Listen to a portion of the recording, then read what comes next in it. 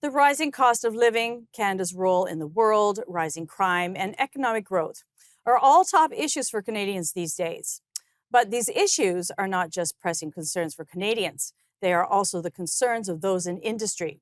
In fact, just this week, Caldwell Securities took out full-page ads in Canada's national newspapers, highlighting, in their view, what Canada used to represent.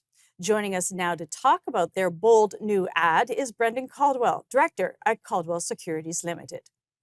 Thanks for joining us, Brendan. Hey, Julie. Always great to be here. Wow. Oh, Canada, who stands on guard for thee? This is a powerful ad. How did it come about?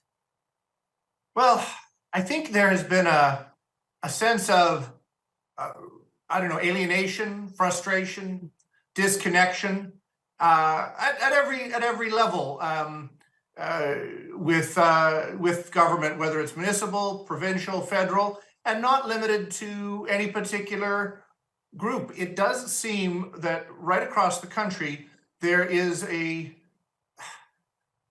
one would have hoped that having gone through the COVID crisis together, we would have been brought together as a country and indeed as a world.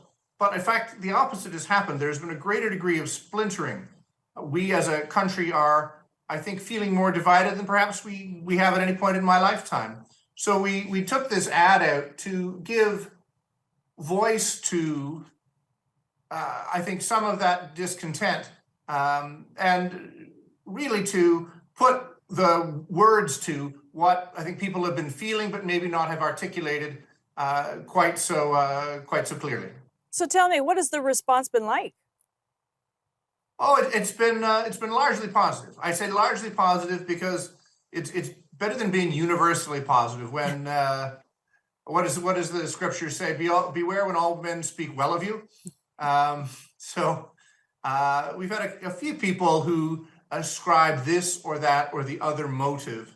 We have this or that or the other position on the environment or on cultural issues, which we don't really. What we're saying is Canada as a united force has been in this world an instrument for good. As we united in a common vision and principle, which is different than the British and French countries that were the theoretical two founding nations. It's different, but incorporates the indigenous nations and is very different than the American nations. We fought a war just to be different from them. So it is a very unique view of the world that I think has been very helpful to the world if we stick together. We are not big enough to make a difference if we're fractured. So what outcome would you like to see with this message across the board?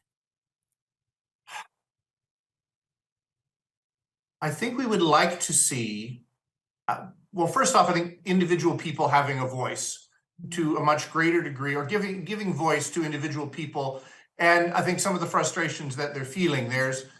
And governments perhaps not creating the problems and then claiming to solve them to quite such a degree. The recent taxes, just to pick a one, that the federal government introduced has been about generational fairness.